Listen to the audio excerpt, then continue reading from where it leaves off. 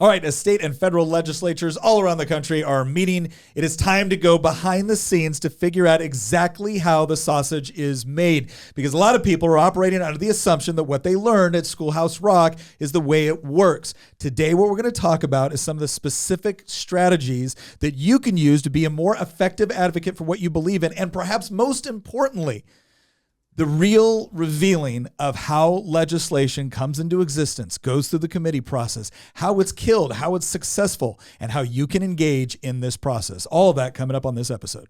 Thank you for joining us today, guys. I'm very excited for today's conversation because this is not a lot that gets covered on this topic. And I think that this is something that every equipped voter needs to have when they head into the voting booth. So I'm excited for this discussion with somebody who's actually involved in the process, and I can't wait to get into it. Oh, and an interesting process it is. I am Nick Freitas, member of the Virginia House of Delegates, but other than that, a fairly okay guy. With me, as always, my beautiful wife, Queen of the Bees, Tina. Hello, everyone. And then we have our political prognosticator and resident historian, Christian Hines. Hello. Nicholas Hamilton, the good Hamilton, the one that doesn't like central banking. I come with questions. Ooh, he does. He comes with a lot of questions. And then, of course, our producer, Sour Patch Lids herself, Lydia. How you doing? I'm good. I hope you guys are as well. I'm really excited for all these questions. I think that everybody has a lot of them. So I hope that you guys are all following us over on Volley. I hope you're all subscribed and following our podcast on all podcast platforms. So let's get into these questions. I'm stoked. Tina, I'd love for you to take 60 seconds to tell us why you wanted us to do this episode, because I think it's important. Okay, well, for years now, while Nick's been in the General Assembly, I will see a lot of discussion on social media, and people, one of my biggest issues is people will completely misunderstand how a bill is written or how it looks in the code, and they will assume that everything they are reading is the new bill, when in reality, there will be certain things that are marked out, certain things that are in italicized, and italicized means it's new. Everything else is existing, and struck means you're getting rid of it. And so there are people who have gone, oh my gosh, so-and-so is carrying this bill that would make it illegal for somebody to badmouth a politician online, and they're also going to drag them to Richmond to try them in court. That's one of the actual accusations. Happened, yeah. So in reality, it was already in the code that you couldn't harass legislators. So that was already there. This person was making it legal to have whoever it is that's doing the harassing be tried in Richmond. Mm-hmm. Yeah. And so the law where it was illegal to harass them already existed. So I had to come into all of these conversations and explain this means this, italicized means new, this is old. And it became such a big deal. I got calls on the floor of the House of Delegates going, like, from the press, like, what do you think of this? And what about this? And this is what's being said about it. I was like, okay, well, this part's true. This part is inaccurate. This is why it's still bad and we need to change it. Sure. But, yeah. Well, one of the reasons why is because Lee Carter, our favorite socialist who used to be a legislator, we called him Poor Me Lee. Oh my gosh, this guy. Anyway, he was one of the ones that was trying to make people come to Richmond to deal with that. Well, I was one of the people harassing him, apparently. Yeah. And he, like, it was during all of the gun brouhaha here in Virginia where we had like this massive lobby day. It wasn't just a regular lobby day. It was right after the previous governor, Northam, basically made it illegal to carry a handgun or be armed at all around the General Assembly. And they were doing sweeping legislation to destroy our gun rights. So how many thousands of people showed up? And there was at least 20,000. They showed up armed. But anyway, long story short, because we were talking about these bills and everything, Lee Carter was like, I'm in hiding because Nick Freitas and, his people are so threatening with their guns or whatever it was. I'm not even sure. So people were going on and putting up this bill and saying, look, he's trying to make this kind of speech illegal. And it's like, well, guys, I mean, I would love to pile on this guy just as much as anybody else, but you're actually kind of reading this wrong. Let me explain. Sure. And so I would love it if we had a podcast where we explain this type of thing to people, how to read these bills, Sure. and then also when to best advocate for them. Well, Nick, why don't we go over real quick, just to get the basics down, what the steps are for you to write, submit, and get other legislators on board to support a bill? Okay, so typically speaking, again, I'm speaking from a state legislative perspective, but it's similar in some ways on the Real quick, how many years have you been in the General Assembly? I'm going into my 8th year. Okay. I'm going into my 8th year. And to give you an idea, I sit on 4 different committees, and I'm a subcommittee chairman for 2 of them.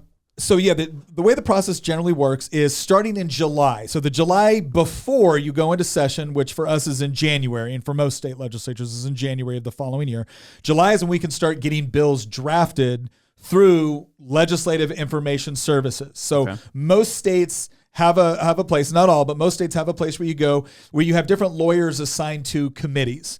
So you have your public safety committee or your transportation committee, and you have attorneys assigned to those committees, and you have people from the clerk's office, and their whole job is to facilitate the process of drafting legislation, amending legislation, answering legal questions to how it affects the Constitution or the current code, all of that. So in July, we start submitting our drafts. And a draft can be everything from a nearly complete piece of legislation that we just want them to put into the proper language and code, or you can literally submit a draft saying, I want a bill that gets rid of this. That's it. You can just send them that, and they will go in and they will look at the code section. They'll look at all the things and then they will present you a full draft that is ready to be submitted as a bill. And you can go back through the process. You can look at it and be like, oh, I don't like this language. I want to switch it to this. And you can do all that. And the whole reasoning behind that is you want a bill that has as few problems, errors, Sure. especially like administrative or technical errors as possible. So that's what you do to get a bill drafted. Now, there's a couple other ways you can do it. You can literally drop off a piece of paper with your language on it to the clerk's office and say, submit that as a bill. Weird question. Is that lawyer position or attorney position for a committee, is that a coveted position? Is that a competitive position? I mean, there's not a lot of them. I guess I couldn't answer that. Okay. I would say that generally speaking, my experience with the staff on that has been excellent. Okay. They've been responsive. They've been helpful. There's only been a couple of cases where they did something where I was like I had one bill that I was getting rid of something and they added a fee. Or I was including somebody. I said, okay, like we have different wine laws in Virginia. I said, well, I think a bed and breakfast should be able to give you a bottle of wine without having to get a liquor license or something like that. Sure. And they said, okay, they added that language, and then they increased the fee. I said, what are you doing? And that was like on page 12. It wasn't on a page I even saw. They're like, oh, well, we typically do this when we expand. I said, okay, just so we're clear between you and me, just so you know, you ever get a bill from me, it will never include something like that. So please don't ever automatically add anything like that again. Oh, I was furious. I was so mad because all of a sudden people were like, Delegate Freitas wants a fee increase. And I had to go through the process of actually like amending it and get ready to. So you get your bill drafted, and then you might go through the process of getting what we call in Virginia patrons, what they call up in other places, they might call them sponsors. And so that's when you're going to other people and you're saying, hey, would you like to officially co-patron my bill? And that's when their name goes on it as either a co-patron or a chief co-patron. So you can only have chief co-patrons, and that's usually reserved for people that maybe had very similar legislation. Okay. Or this is a very important issue to them. And then co-patrons are usually just something that you add on there at the request of somebody that would like to be a co-patron. Then you submit that. Once you submit that bill, it gets assigned to the committee process and it goes through everything. Does the chief patron have a role that the co-patrons don't? What's the significance? Well, you of that have role? a patron, you have a chief co-patron, and then you have a co-patron. Okay. Typically, co-patrons don't do anything except sign on and say, yeah, hey, I publicly endorse this bill. It's considered a public endorsement ahead of the vote. Okay. Right?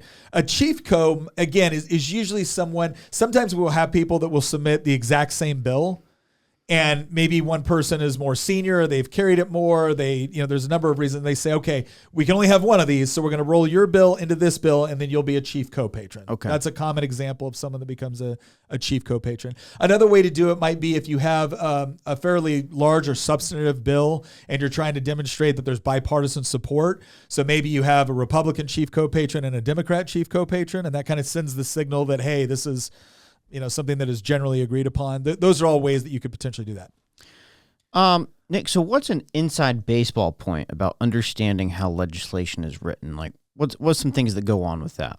Well, so what I talked about before, the official drafting process, that's really important because, like I said, I can show up there and just write a bill all myself and drop it off. Sure. But I may have missed a code section that's going to be affected. So to Tina's point, sometimes people will see a bill, and I've seen bills that are one paragraph, and I've seen bills that are 90 pages. Now, here's what's interesting. Within that bill, a lot of times someone will start to read through and be like, I can't believe this bill does that. In Virginia, this is different in different areas, but in Virginia, there's a couple things you're usually looking for. If it's just regular print, that is already on the books, right? It's already law. If you see it like redlined out, then we're getting rid of that language. Okay. If it's italicized, that's new language going into the code. So when you see a bill and you just see like regular print, like you would see, right? Nothing's changing with that. Sure. It's only in the areas that are either being crossed out, italicized, et cetera. That's where you know what changes are taking place. And a lot of times the reason why a bill might be 49, 50 pages when it's doing something relatively simple is not because the bill is doing a lot of other crazy stuff. It's because there's multiple code sections that are affected. And it might be 2 words that need to be crossed out in every other page. So the whole substance of the bill might be in the first paragraph, and all the other pages are just portions of the code that need to be, 2 words that are changed. We get this with technical bills sometimes, where they say, okay, we're no longer going to use this term, we're going to use this term. All right, well, you got to go through the code and you got to change every place where that term shows up. So even though the bill didn't do anything significant, it looks huge. So those are just some kind of like inside baseball things that will help people kind of understand. Another thing to bring up also is the fact that they will use certain language, and in order to understand what that language means, you have to go to where they define their definitions. Yeah. So it's not just, this is the common understanding of this word. No, there is a legal definition of that word. So if there's a word where you're going, does it mean this or does it mean this? Well, go check the definition and it'll tell you for sure. A lot of time it'll say there, as defined in code section, blah, blah, blah, blah, blah, blah. So you go to that code section, that gives you the definition that's being used. Right. So for the purposes of the rest of the episode, give us one bill that you've introduced for the 2023 session that we can focus on. Oh, gosh.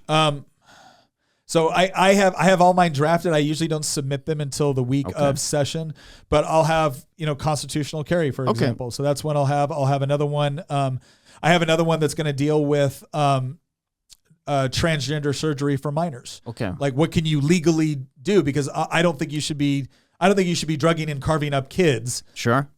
For transitioning. You want to do that as an adult, that's your individual choice, but I don't think you should be able to do it for kids. So that's another bill. I'm very big on school choice, education. However, there's some other people that have dropped some really good bills that are very similar to mine, like Delegate Phil Scott and Delegate Glenn Davis. So because this session I can only carry 15 bills. Why is that? We just made it a rule for this because we only have 45 days. Technically, we only have 30 days this session to deal with like 1,000 bills. Wow. Right. So usually they extend it to 45 days. But so we told everybody like, hey, look, during short session, 15 bills only. Long session, carry as many as you want. You have 100 bills. But in short session, 15 only. And so when I see somebody else that's carrying a bill that's almost identical to mine, we might talk and I might call them up and say, hey, I've actually got a very similar bill, but I know, you've been working on this. Can I be a co-patron? Yeah, sure. Or they might call me up and say, hey, Nick, I'm carrying this bill, but I noticed you've carried it for the last 4 years. Are you going to carry it this year? Yeah, I am. Oh, okay. Then I'll let you carry it. So those are some of the conversations that take place. Well, let's take constitutional carry as an example because we have an episode coming out next Tuesday, next Tuesday, about constitutional carry and why you submitted it. So let's say you get the legislation drafted, you get it submitted, you get your co-patrons, and you've gone through the process of gaining support for this bill. How is this bill, if it were to be killed, most likely to be killed? Subcommittee. So the way most bills die is there's a couple different ways. That bill's not going to be killed in subcommittee. There's a couple that it goes to my subcommittee. Well, but again, this is one of the things too where it kind of depends. So typically a bill gets assigned to the committee that you would expect it. It's a healthcare bill. It gets assigned to the health committee. It's a bill that increases a felony penalty. It gets sent to Court of Justice. It's a bill to build a road. It gets sent to transportation, right? So we all can, but then there's also the rules committee. And the rules committee is kind of like the all-powerful committee that not only establishes the rules for the House of Delegates, but a lot of times it will hear specific bills, and sometimes bills that might be more controversial will get sent to rules. Now, that doesn't mean they never get out of rules. Sometimes they go to rules initially, and sometimes that's because leadership or committee chairs might have a question for you before it gets officially assigned to another committee. But typically the way the process works is a bill gets assigned to the committee that is most appropriate to hear it, and then once it goes to that committee, it goes to a subcommittee. And like I usually tell people, something like 60 to 70% of bills die in subcommittee. And usually what that is they're bills that are either very controversial or you don't have a lot of buy-in from people. And so the end result is, you just can't get the votes in that subcommittee. And so it's never heard in full committee and it never goes to the floor. By the time a bill, most people don't understand this. By the time a bill gets to the floor, that's where the whole body is voting on it. Probably about a 95% chance or better that it's already going to pass. Okay. Because it's already been through that process, right? You already know that a majority of your own people are going to vote for it, so it's going to get through. And that's when most people start seeing it on their radar and they Yeah. go, wait a minute. And then they're calling people and it's too late at that point. Yeah, It's largely way too is. late. And so or what'll happen Not always. Not always. There's the Speaker's dog bill. Remember that? Yeah, that's true. We have killed bills on the floor. In fact, we killed a speaker's bill on the floor once. Never happens. Never happen. Speaker's bills don't die, period. But for a speaker's bill to die on the floor is like unheard of. But it happened. well, that's because of Matt Ferris's amazing speech. He did give a pretty. I've epic got speech. that on my Facebook page. It's public. It's gotten like 60,000 views on It was. my. It was. Wow. He gave a very funny speech, but it was one of those weird situations where you had most of the Democrats were voting against it, and about half the Republicans didn't like it either. And so you actually had this weird group of people that killed this bill. But the larger point here is if you're not paying attention to the bill when it's going to subcommittee, and a lot of people don't, they're waiting for it to get to the floor. And it's like most of them don't ever get there, or at least not the ones that you're really interested in, right? Yeah. Sure. The one about renaming a scenic river, whatever. Yeah. But the ones you're really concerned about, that you're following closely, if you're not following that in subcommittee and committee, that's the time to fight for it. So- yeah. I think that's one of the reasons I wanted to do this is when is the best time to fight for or against a bill? And what I would love it if you would explain like 2 or 3 of the mistakes people make Yeah. when fighting for a bill or against a bill, and 2 or 3 things they can implement and do that would make them much more effective. All right. Step 1, don't be crazy. All right. I know this sounds obvious, but seriously, when step. you're advocating for a bill, please don't be crazy. Yeah. Right. When you show up and if you show up and you're slamming on doors and you're upset and You're screaming out of order. you demand to talk to people, or I had somebody show up who's a friend, right? Start to yell at the committee chairman from the audience. It's like, well, I know what's about to happen to my bill and it's not going to be good. And at that point, I understood why the committee chair was doing it. It's because if you can't maintain an orderly process, that becomes a real problem. So please don't be crazy. Don't be crazy. Show up, have a good argument, be concise. When someone is showing up at subcommittee or full committee, that's when sometimes you can be the most effective in advocating for your bill. Understand that you have between 30 and 60 seconds to speak. This is not because we're all evil people that are trying to shut down debate. It's because we got to go through 1,000 bills In 30 and we days. don't got a lot of time. And oh, by the way, 20 people are standing behind you to speak on this bill, and we've got 15 more on the docket, and somebody else needs to use this committee space in 45 minutes. So sorry, right? So when you show up, if you're the sort of person that shows up, and what I always tell people, your name, who you represent, and I always try to represent a group. I told a group this not long ago. They're like, how do we effectively advocate? I said, well, when you testify before committee, be prepared to give a 30 to 45 second spiel. And if there's 5 of you showing up, then have 5 of you representing 5 different groups. They don't know what the groups are, right? You can make up a group, right? They don't know what the groups are. But if it's just you speaking, that's great. That's you. But if it's you speaking on behalf of a group, I don't know how many people are in that group, right? So I'm just saying, like, think strategically. I'm not telling you to lie. I'm just saying think strategically. You show... You have 5 moms in your neighborhood. Come up with a name. I'm just saying, right? You show up, and then you say who you are and who you represent, because that demonstrates to everyone on the committee who you are, and like, okay, you're speaking for a larger group than just yourself. And then find something, the specific point that you think is going to be effective. Now, again, you got 3 or 4 other people talking about the same bill. Pick different points. If you all get up there and say the exact same thing, not only do people not listen, it gets irritating. Because honestly, think about it. You're sitting there for 2 to 3 hours in a committee meeting, sometimes 4 or 5, and you have 5 people that get up and say the exact same thing as if, oh gosh, I didn't understand it the first 4 times, and we've got 20 other people that want to speak, but thank you for articulating the exact same point for a 5th time. Now I guess I should listen. Think about how you would feel in that situation. This is not us being jerks, right? We're trying to do the people's business. So if you really care about it, don't just read it off of a piece of paper. Well, no, pre-written by. You can even do that as long as it's a little different than the person before you. But have a different point that you're going to make. Don't have one person trying to make all the points, and don't have 5 people make the exact same point. Make 5 different points, and understand who the makeup of that subcommittee or committee is. Right. This is another thing that people do. They'll blast out an email to 100 delegates and 40 senators. That's a form email. Right? Mm-hmm. You don't like it when you get them.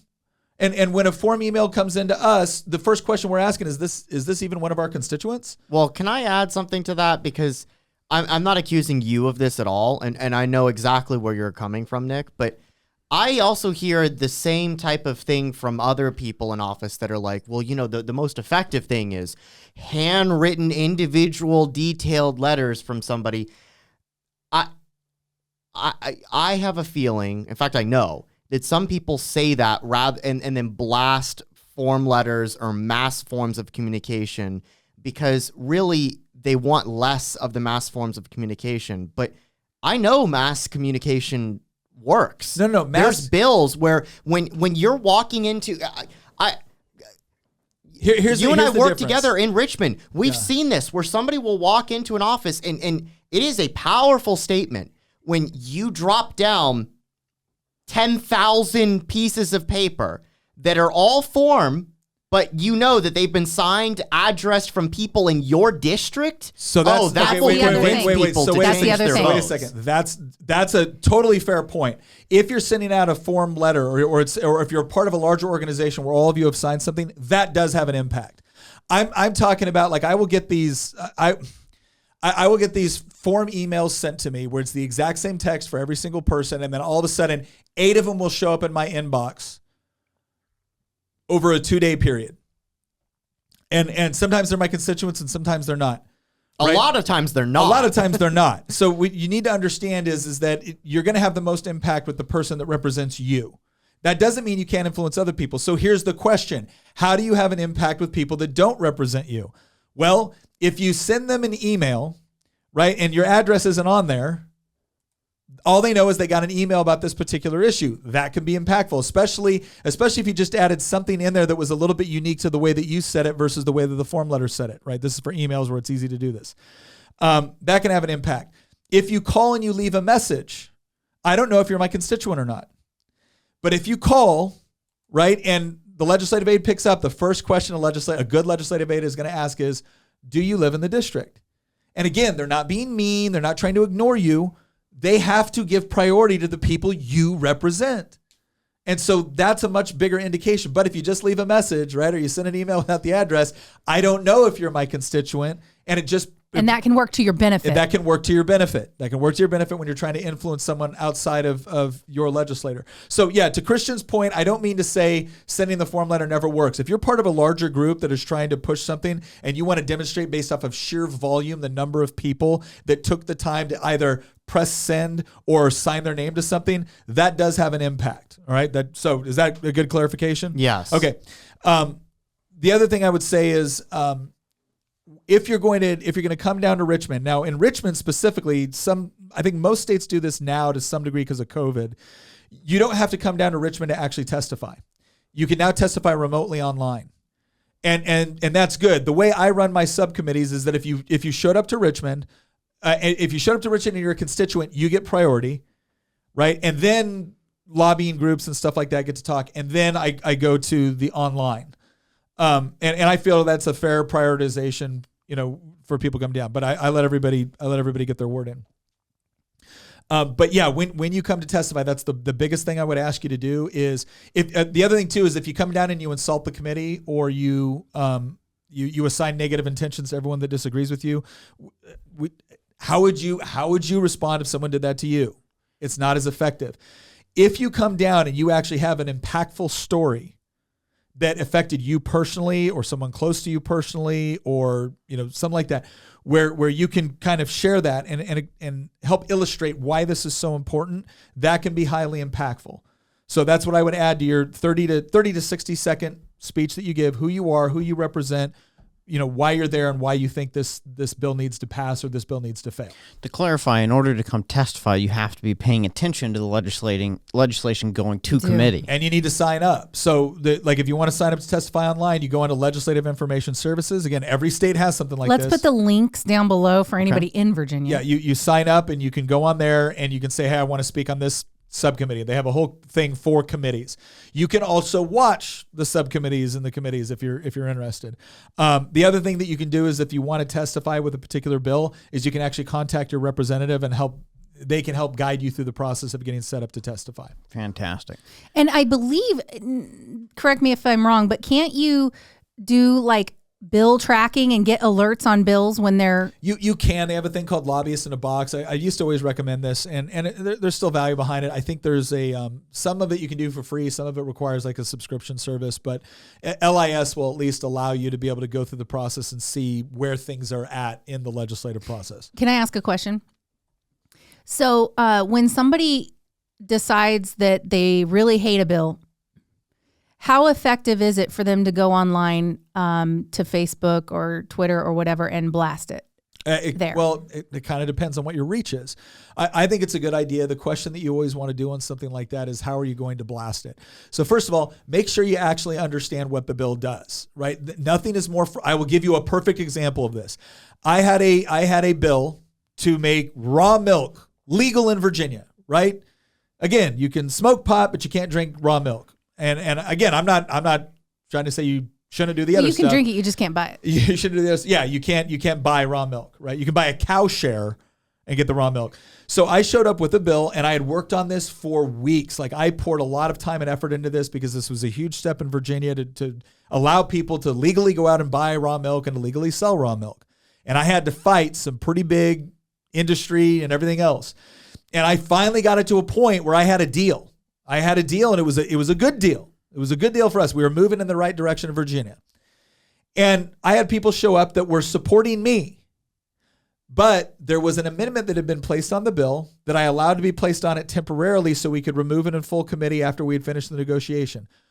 And everything happened exactly the way it was supposed to. I got the amendment removed in full committee. The committee chairman goes, all right, now who's happy with this bill?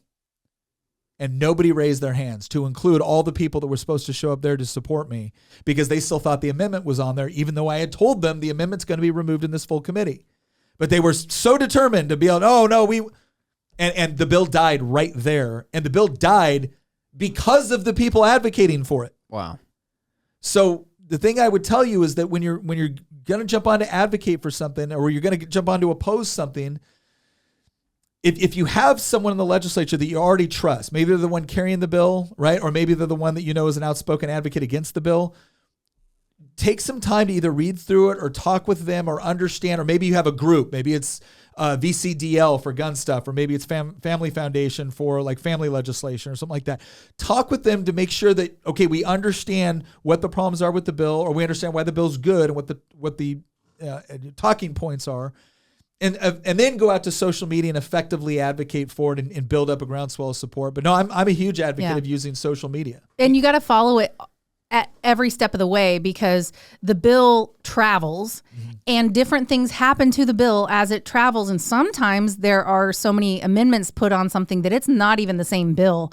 And if you're still looking at the original and it's Yep. not what you think it is, you're making the wrong arguments. Just Yeah, we've had that Without happen meaning to. before, where people start out either opposing or supporting a bill. There's an amendment change that addresses their issue, and then they still oppose it. Or there's an amendment change that completely changes it, and they still support it. Wow. And so this is another reason why it's important. Like if you as an individual don't have the time to track all of this day by day, but find different groups that you support. Again, VCDL is a great one for Take the gun guesswork out. legislation. Family Foundation, AFP, Gun Owners of America, NAGR. Like there's all these different groups out there that advocate and usually kind of focus specifically on a particular area or whatnot. And if you trust them, they're good. They will give you updates on what's going on, what has happened, and that way you can be an effective advocate. Because again, if you're coming down or you're blasting things out or you're blasting out the wrong information, you can actually kill a bill you want passed or support a bill you want killed. Can I bring up one more thing too? Is one thing that we see a lot is you'll have just a handful of bad actors, basically legislators who just stand in the way of good bills constantly. But we have some advocacy groups that decide to go after people who aren't holding up the process, Yeah. who just don't want to argue for it the same way they do. Maybe the strategy's slightly different, or maybe they just don't agree with the method that this group wants or what. And they will spend all of their energy and money and mailers and things like that going after that person. And the couple of people that are the biggest culprits for holding this stuff up Never get get off scot-free. Nobody even knows about them. Nobody's even naming those names. So explain to the audience, how can they find out who the bad actors are, and how can they effectively advocate to those people to try to get them to come over, to change their mind, or to get out there and make sure people know that that's the person. Here's what you need to keep in mind. The general idea is like, look, you need to be skeptical of politicians, right? You need to be skeptical of the motivations and the people that are influencing them and everything else. You need to be skeptical of all of that. By the same token, you also need to look at various organizations that are advocating one way or another. You need to be skeptical of them, especially if they're making money based off of this advocacy. Yeah, right? if they Because- make more money off of perpetuating Well, it than here's what it comes down to. There is a whole host of strategies, and strategies are not necessarily good or bad. It depends on what's the motivation behind them and how they're being implemented. So, for instance, you might have a group that is a conservative group that is attacking Republicans that have been weak on an issue. That's fair game, right? You have other groups that might look for a particular strategy and they advocate very hard for it. That's fine. You have other groups that I would say are very sloppy in the way that they do some of this, and they end up attacking people that are friends, right? Because there is a motivation, and this is across the spectrum. There are certain groups that the way that they raise money is by making people feel like they're being betrayed.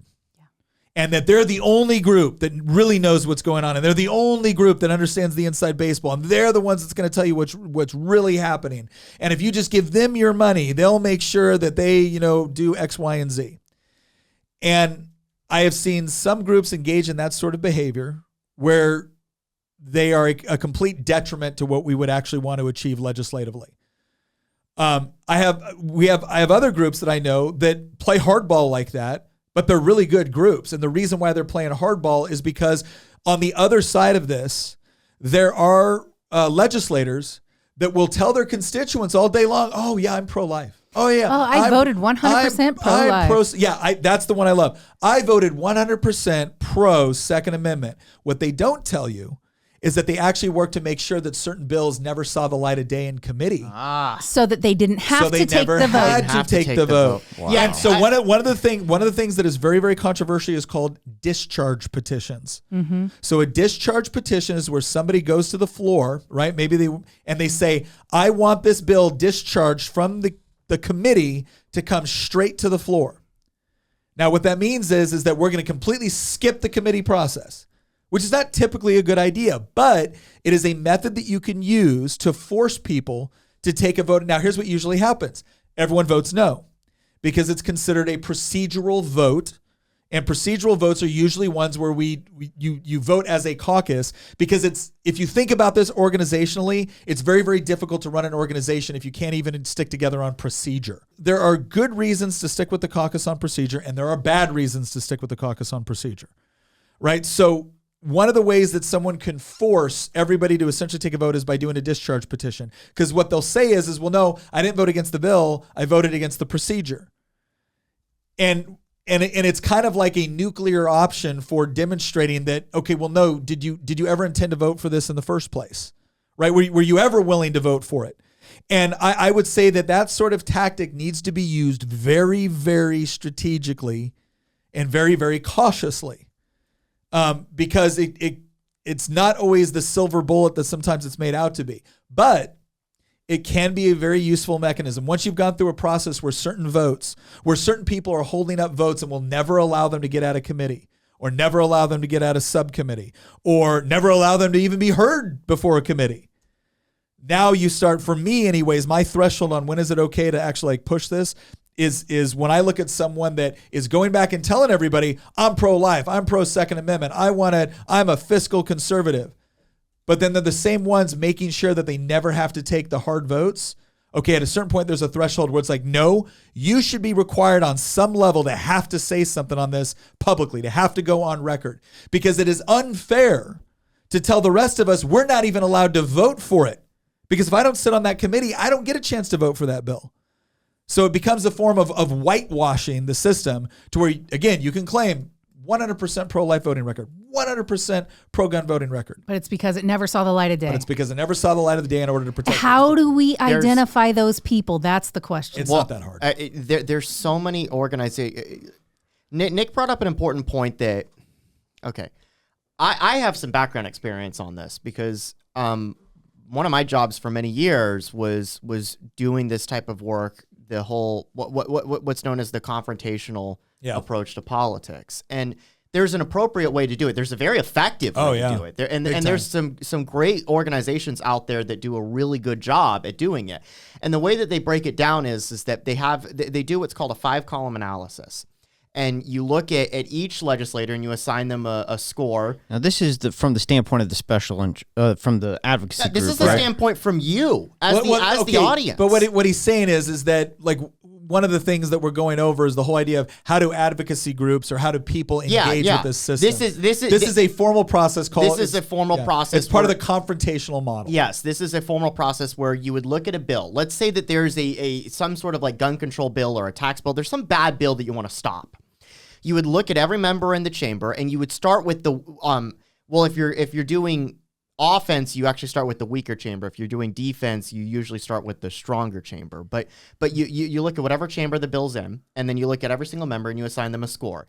Double minus means they're hardcore. They're basically card-carrying members of the Communist Party, right? Right? Like they will oppose you every single day, every step of the way. They're the one carrying the bill, right?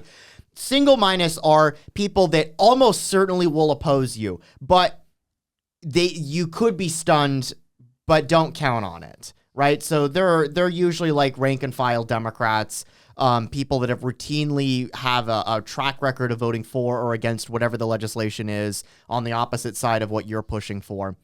And then on the other side, you have double pluses. These are your people that you don't need to do anything to them. You don't need to contact them. You don't need to write to them. You don't need to blast them on social media. You don't need to do anything. They're gonna vote with you.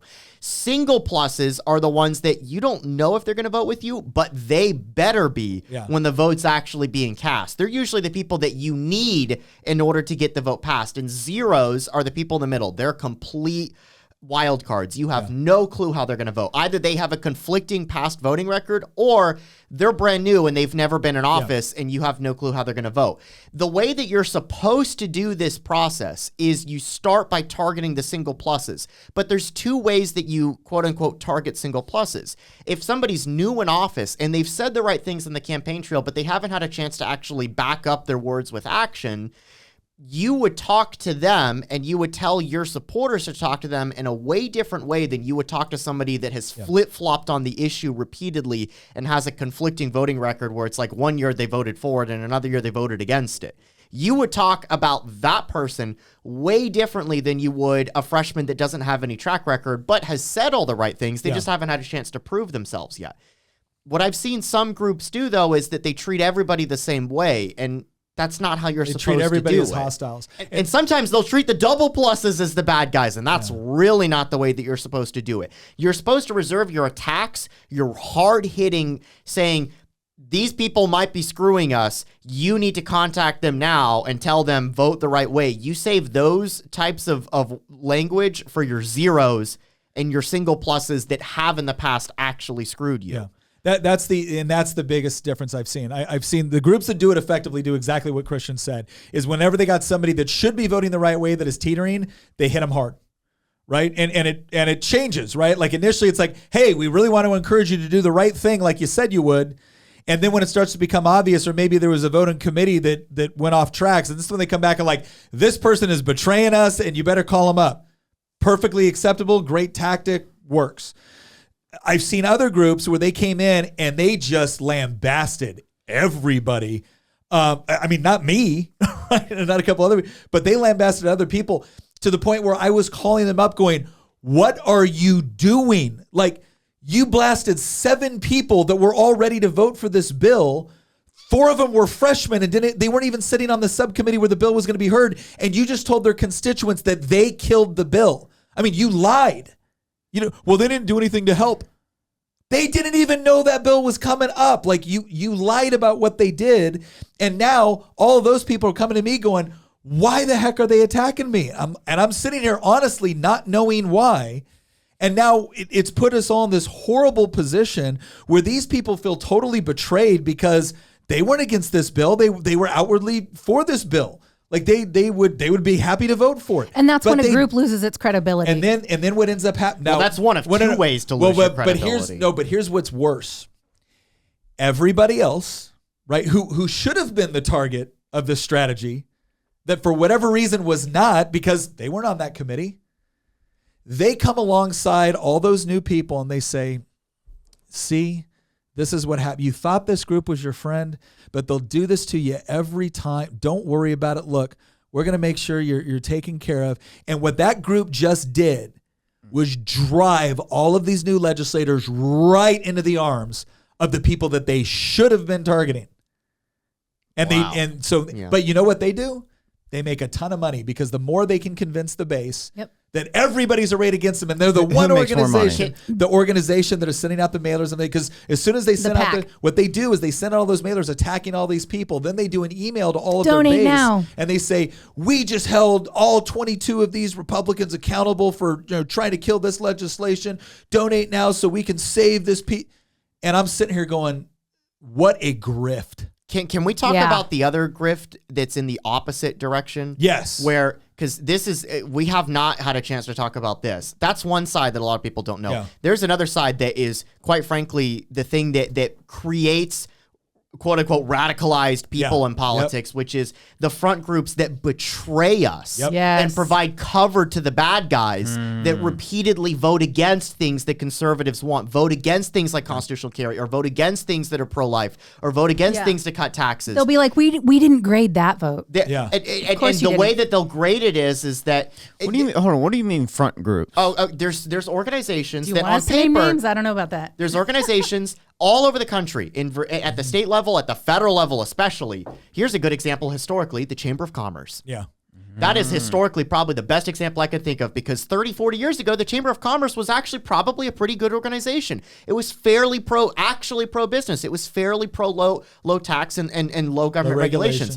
Look at where the Chamber of Commerce is today versus where it was in, say, like the 90s. And the Chamber of Commerce today is the enemy of conservatives. Straight up cronyism.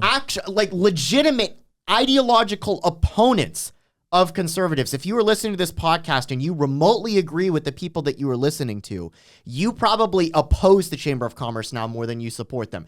I remember when the Chamber of Commerce endorsed Abigail Spanberger for and Congress. keep in mind, there can be a huge departure between the national level Chamber of Commerce and your local Chamber of Commerce, right?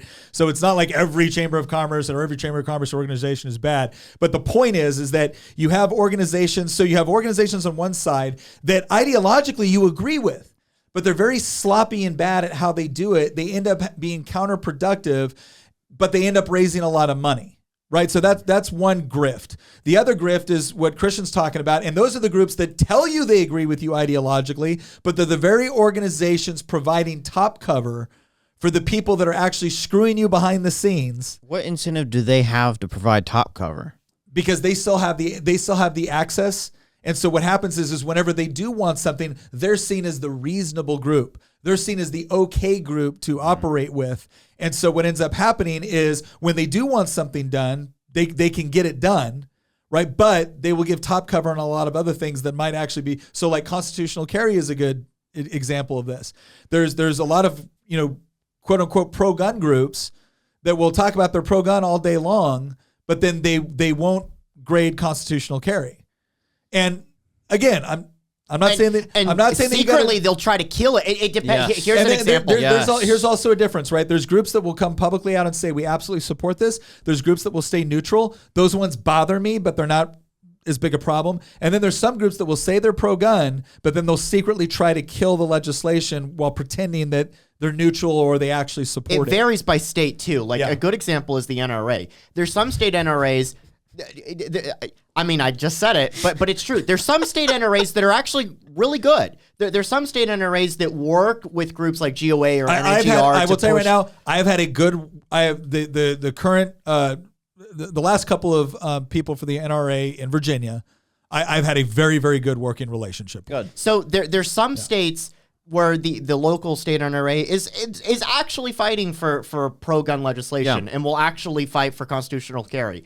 But then there's other states where they will, I can give you personal examples of multiple states where the state NRA tried to sabotage it until the last second when it was obvious that it was going to pass. And then they turned around and then tried to take credit when it was clear that there was nothing they could do to stop it. So it really depends on the state. There and that's just one example, but there's so many examples out there where ostensibly conservative organizations that seem like that they're on your side are quietly behind the scenes providing cover to the bad Republicans that are actually trying to kill these things. And you know what's crazy? You see this more in red states than you do in purple or blue states. Really? Yeah. There's states like Idaho, hardcore conservative electorate where huge chunk of the Republican Party apparatus at the state legislature or in the governor's office or within some of these conservative groups are to the left of the average Republican that's in office in a purple state like Virginia. I don't understand what incentive they have to be not conservative, but claim they're conservative. It's because when you're in an environment where there is no cohesive political opposition, the Democrats have no chance in Idaho. Yeah. Like, period. The Republicans have a super majority in the legislature. They have all the seats, in Congress and the Senate. They have the governorship. They have everything, right? And so in a state like that, when there's no opposition, you have no fear of ever losing anything other than your primary. So what do? You just control the entire process and you make it impossible for anybody to ever challenge you. And how do you do it? How do you make it impossible for anybody to ever challenge you? Well, you don't do anything. You don't give anybody a reason, a motivation to ever come out and oppose you. At least in purple states, the Republicans have to appeal to the conservative base because they need those people to vote for them to beat the Democrats, right? And so in Virginia, as much as we get upset at all the time, there's Republicans that do bad things in Virginia all the time, right? But when push comes to shove, they need my vote in order to win statewide. Because if I'm not voting for them, they're probably losing because even though I'm only one person, there's enough people that ideologically are in my corner that in a state like Virginia where it's so close, they can lose. But in Idaho, they don't need my vote in order to win because there's so many Republicans anyway that are just instinctively going to vote R that they don't need to placate me. They don't need to do anything. It's one of the things too where I tell people all the time. And look, to wrap this question up, There are good organizations, there are bad organizations, and the way to almost look at it is kind of like a 4-box grid, right? There's good, reasonable, There's good unreasonable, I there's coined bad that term reasonable, to and you. bad unreasonable, right? And this actually works with so many other things in life in general.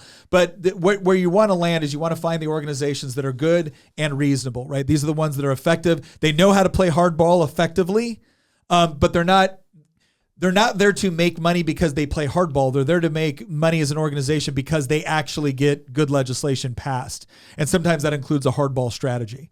And then you have other good organizations that will tell you they're good, but then when push comes to shove, they just don't do the best job. The two worst groups are the unreasonable, Yeah. bad, and the box that I told Nick, this was like 10 years ago when I told Nick, I was like, there's conservatives and then there's like moderates or establishment, whatever you want to call them. Yeah. And there's reasonable and unreasonable. Yeah. The bad guys are the unreasonable grassroots and unreasonable establishment. Because both of those groups will sabotage you for completely different reasons. Yep. One has no clue what they're doing, Yeah. and the other one is shoving a knife in your back. Yeah. Like I know, and I'll put it this way. There are groups out there, and I have colleagues in the General Assembly, right? The surrender and suicide caucuses yeah. are what I call them. Yeah. I have colleagues in the General Assembly that we don't always agree. We may both be Republicans. We don't always agree on issue, but they're reasonable, they're honest, and they're straightforward with what they believe. That's fine. I can work with that. They are representing their district, and I'm happy to have an argument. What I don't like is when an elected official or a group claims one thing and then does another, or claims they support something and then does such a horrible job of it that it actually hurts the process. Or it actually hurts our chances of getting what we want. But man, they made a pile of money doing it. And so those are the things to kind of look out for. All right, so Nick, over the course of this conversation, I feel like we've really gotten an in-depth explanation of how exactly all this works. The only thing that remains to be seen, and maybe the final question you could answer for us, is how people can really make a positive impact. And what are the biggest takeaways for people just trying to make a difference from the grassroots level with their legislators? So when it comes to actually helping, like when someone comes to me with a bill, if you're coming to me with a bill a week before session, it's too late. It's too late. You really want to try to get to those legislators, depending on their schedule, several months ahead of time. So the earlier you can get with your legislator to talk about legislation, the better your chances are. And have a discussion with them. A lot of times I had a wonderful lady that came up and said, Nick, I'd really like this legislation. And then I explained how that legislation, the wording might do the exact opposite of what she wanted. So find someone that you trust and actually be willing to have that conversation. So that's good, but find them early when it comes to legislation. When it comes to advocacy, work with the patron. Please, please, please work with the patron in order to give the best advocacy possible, because you don't have a lot of time. You don't have a lot of time. You're not a professional lobbyist. You've got a job. You might only have like a day or two that you can dedicate to this during session. So work with your legislator, work with the patron in order to find out the best way that you can advocate for it. And then when you show up, if you're going to show up and testify, right? Please, please, please, again, work with the patron to figure out the best way that you can articulate a particular point within the time that you have. I cannot stress how critical that component can be when it comes to the difference between a bill passing or failing. And then here's the third thing I would say. Now that you know that almost every time a bill gets to the floor, it's guaranteed to pass. Now that you know it's the subcommittee and the full committee that are the most important areas for those are the critical moments when you can effectively advocate. Please understand, if you've got 48 people that you know are going to vote the way you want, don't spend your time trying to convince 48 people. Focus in on the 2, 3, 4, 5 people that you really need that could potentially come over. Focus in on those people. And again, if you're talking with the patron, they'll give you the insight, and it's like, hey, look, these are the people on the subcommittee you might want to talk to. These are the people on the full committee that you might want to talk to and explain why this is important. So that's the thing that I would really emphasize, is that if you actually have a patron or a representative that you trust, then working closely with them and their staff all through the process is going to make sure that when you advocate for something, you're really doing the best that you can. And then final point, I'm sorry, I know this is like a fourth point, but here's a bonus one. Make sure that you carefully vet the organizations that you're working with. There's a lot of really, really good organizations that will help maximize your time, because again, you want to work with the patron, but you also want to work with those groups that you trust and have established a relationship with. But make sure that they're doing it right. Don't just hand over your time or your money to any group that claims to care about what you care about. Make sure that you're actually checking the receipts, right? So those are a couple things that I think would help people get the sort of legislation they want, get it passed, and really play a meaningful role in the process. Boom, Nick, this has been valuable. All right, well, hopefully so. We'll see what happens. Again, it's going to be an interesting legislative session here in Virginia coming up because we have a Republican House, we have a Democrat Senate, we have a Republican governor. As we've mentioned before, it's hard to get substantive things done when you got one house that can shut everything down. So we'll see what happens. But what I'm hoping for is that Republicans in the House are going to make a very, very good argument based off of the legislation that we carry, the way we advocate for it, that it's going to convince people that this is the sort of Commonwealth that we want. And if we do a good job making that argument, well, then maybe they'll give us the tools that we need in order to make sure that it can actually happen. And you play a critical role in that process. Once again, thank you very much for joining us, and we will see you next episode.